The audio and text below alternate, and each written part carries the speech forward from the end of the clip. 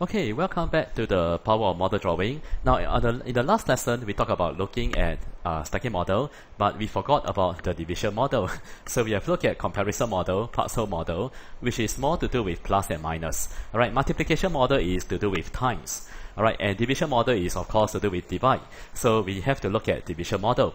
But division model is less commonly used. All right, you don't really see division model quite often. It's always parts whole, comparison, and multiplication. All right, but let's look at how we draw division model. So let's look at question 1 again, and we highlight the keywords and numbers. So Mr. Ong gave a total of $200 allowance to his son and 3 daughters. So there are 4 persons, right? His son got $20 and the rest of the money was shared equally among the 3 daughters. So how much did each of his 3 daughters receive?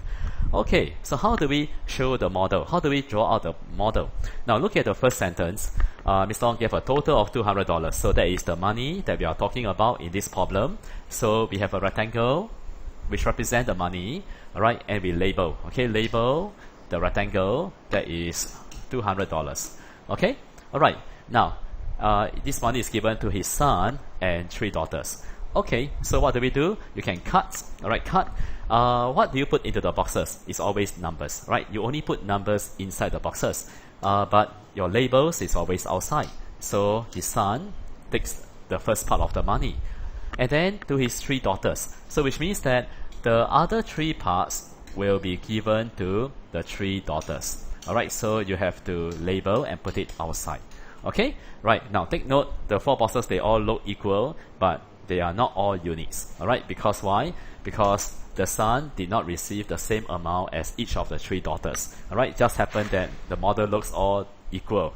Okay, now then continue reading. His son got, okay, by the way, that is how you draw the first sentence, right? Mr. Ong gave a total, which is all this total money, to his son, the first part, and 3 daughters, which you see 3 boxes. Alright, that's how you draw the first sentence. Now his son got 20, so now you can put the number inside. And the rest of the money was shared equally among the 3 daughters. Okay, so you cut it into 3 boxes, alright? Just now that's what we did. Cut into 3 equal boxes, and then how much did each of his daughters receive? Now if you cut the rest of the money into 3 equal boxes, then you will call them, you can call them units, right? Equal units, right? Okay, where's the question mark? How much did each of his 3 daughters receive? Okay, so that's how you draw the model, which is quite simple, alright, not very hard. Okay, now you look at the model and then you see, so in order to find the question mark, you need to find how much is given to the 3 daughters. So you take $200 and you minus 20, and you get $180, right? Which is given to the 3 daughters. So add on to your model, alright? Okay, and then you can see that the 3 daughters receive a total of 3 units, right? 3 units. So you can put numbers and also units inside the boxes, but you cannot put labels, right? We don't put labels into the boxes. Alright, so your 3 units will be equal to the total money, which is 200 minus 20, and that will be $180, right? Okay, so how do you find 1 unit? So 1 unit will be 180, and then you divide by 3, and your 1 unit is equal to $60.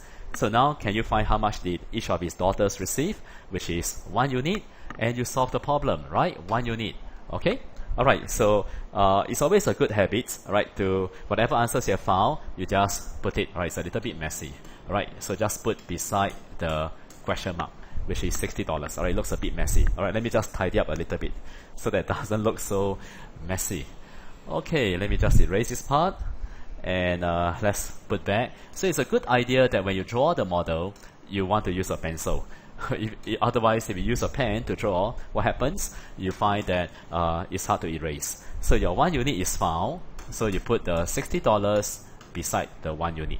So whatever answers you found, you fill into the model, alright? And you solve the problem.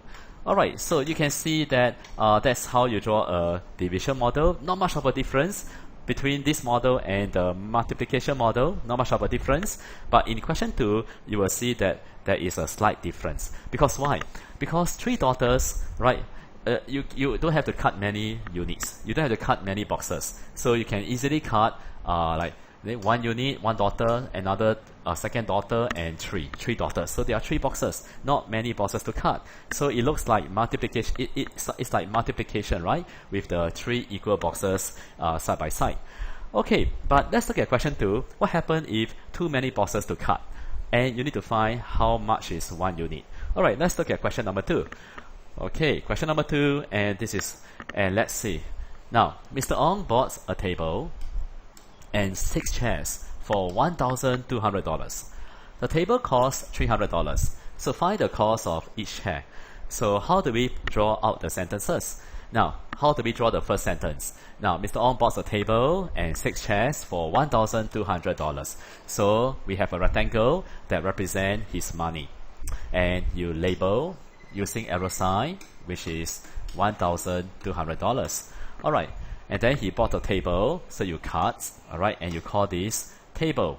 So we don't know how much he spent, or we know how much he spent, but we will feel that later on. Alright, let's draw out the first sentence only. So he took some money to buy a table, and then he took the rest of the money to buy 6 chairs. Alright, so it means the rest of the $1,200, right? After he bought a table, he used the rest of the $1,200 to buy 6 chairs.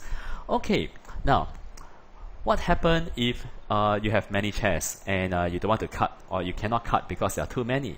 Then that's how you draw a division model. A division model will be something like this. You cut the first table, alright, and the last table will be the last box, and then in between will be dotted lines. Okay, and what does this model tells you? Now, this part of the model tells you that there are many boxes to cut. That's why it is represented by the dotted lines. You have the first chair and the last chair at the end, and in between are the other chairs. Got it? Alright, and what do you call the equal boxes? You call them 1 unit, 1 unit. Alright, that's how a division model looks like with the dotted lines. Right, when there are too many boxes to cut, then you will have dotted lines. Alright, keep reading. The table costs $300. So continue to add on to your model. So find the cost of 1 chair. Well, the question mark is to find 1 unit. Got it? Alright, so what do we do next? Okay, now if everything is done, you just study the model and then look at the model and see what can you find. Can you find the cost of 6 chairs? You take whole, which is a whole rectangle, right? The whole minus parts. What parts? Minus the table, which is 1 part. Okay, there's a part. Alright, so 1,200, which is the whole, minus parts, 300. Alright, the parts is here. Right, your $300, that's called the parts. Alright, and you will get 900. Alright, and what is 900? Now, $900 is the cost of 6 chairs. Am I correct? So whatever numbers you have found, add on to the model. And now you can see that your 6 chairs is 900, or you can call it 6 units. Yeah, or maybe you call it 6 units, since we have put down the units in the boxes already. So let's call it 6 units. And then you can find 1 unit. Alright, and we shall use equal sign for units, and 1 unit will be equal to 900, and then divide by 6, and you will get $150. So how much is 1 chair, or how much is 1 unit? Which is $150, and you have solved the problem, right, by drawing out its model. And that's how a division model looks like.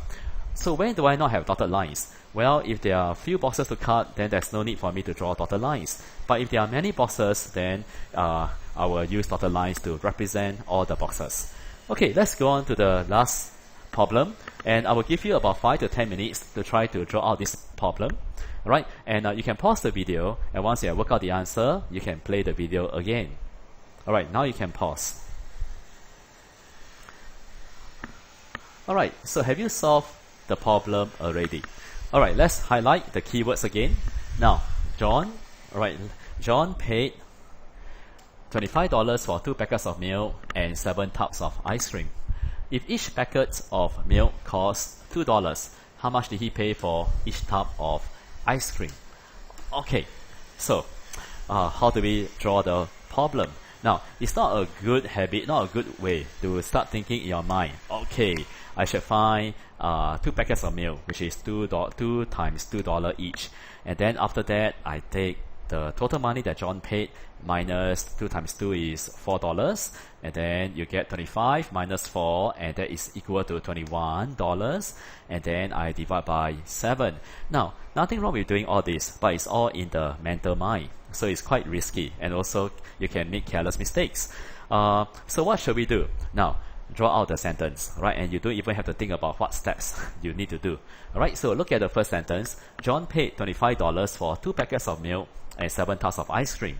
So you have a rectangle that represents his money.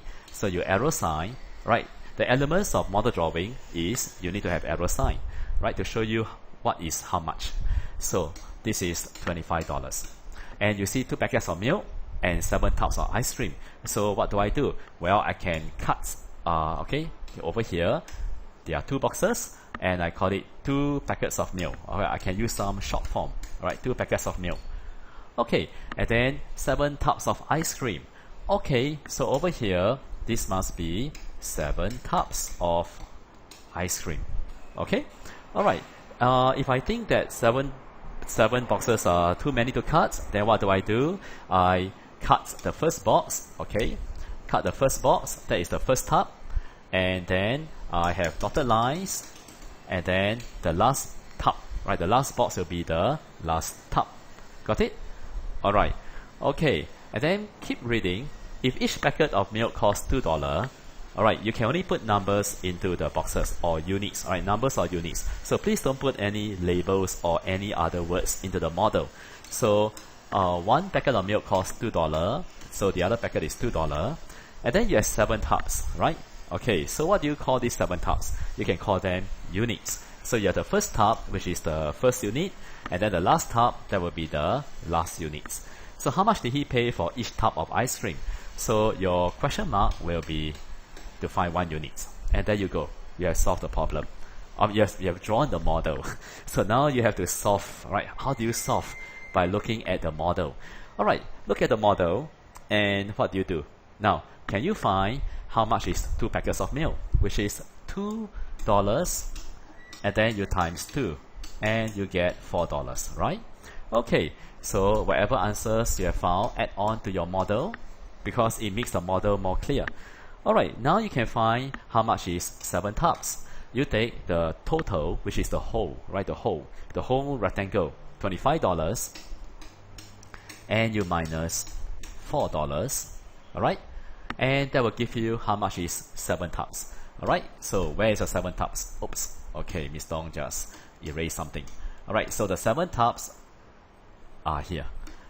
Okay, so what have you done? You take $25 and you minus the 2 packets of milk, which is $4, and you will get $21. So you can see that what I've done is I'm basically looking at the model to see what to do. Right? I'm not looking at the question anymore. Right? Once the model is well drawn, you just focus on the model. Alright, and then add on. Whatever numbers you have found, you just add on to your model. Alright, now can you see that your 7 tubs are also like 7 units? So 7 units is equal to $21. So you can find 1 unit, which is 21 divided by 7, and your 1 unit is $3. And there you go. You have found how much is 1 tub, which is $3, right? So you just add on, okay? Whatever numbers you found, add on. Alright, build your model even more. Alright, so you have solved the problem. So your 1 tub is $3. Now you tell Mr. Ong, it's so easy, I don't need to draw the model, I can do it in my mind. Yes, you're right. But remember, when you go to P4 or even P5 and P6, are you able to do the steps in your mind? It will get much harder already. And then what do? So you have to start to learn how to draw out the model at P3, so that as you keep drawing, you get better and better. And then when you come to P4, you can draw a little bit more nicer models. And then you keep going to P5 and P6, you are able to draw the problem beautifully. Alright, and once you can draw the whole model, what happens? You just look at the model and use the model to solve. Okay, that's how effective model drawing is. Alright, so we come to this to the end of this division model lesson. So next lesson we are going to go into stacking model. How do we draw stacking model? Alright, so see you in the next lesson.